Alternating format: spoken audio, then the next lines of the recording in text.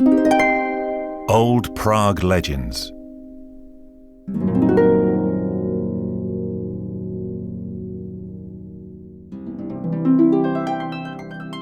The old Jewish cemetery in Prague is a famous monument in Prague's Jewish town. Here there are graves of many scholars and rabbis who made their lasting mark in history. One of them is Rabbi Lur, the apparent creator of the golem, an artificial being brought to life by man. The legend of the innocents of the Jewish cemetery is also associated with Rabbi Lur. The plague was a feared threat of the Middle Ages, but there was no cure, and it killed thousands of people. One day, the plague broke out in the Jewish town, but only small children were affected and died. The Jews prayed every day in the synagogue for the end of the plague, but nothing helped. More children's graves appeared at the cemetery every day. Soon stories spread that the children did not find peace after death, as they abandoned their graves at night and played in the cemetery.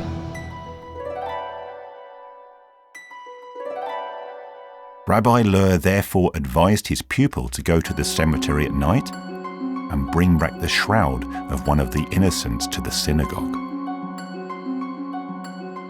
Quaking with fear, the young man was not happy about his task, but he obeyed the rabbi.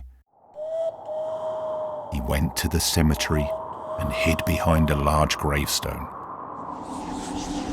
Sure enough, at midnight, the spirits of the dead children began leaving their graves and played and ran about the cemetery.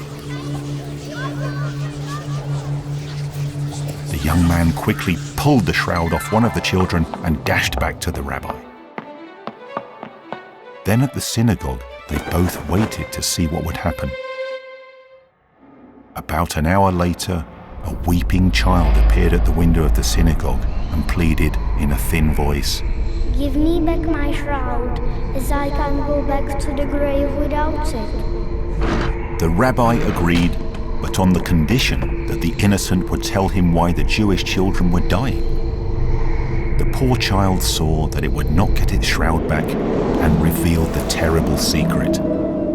The first buried child had apparently not died of the plague, but at the hands of its own mother.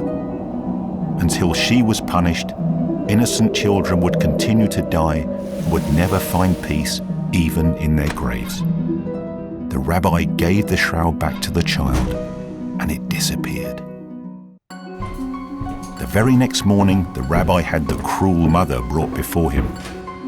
She would suffer the worst punishment for her inhuman deed, death. From that time on, no innocent child died, and all the children found their deserved peace in the cemetery. Only occasionally can a child's sigh be heard at the old Jewish cemetery. This happens when someone harms an innocent.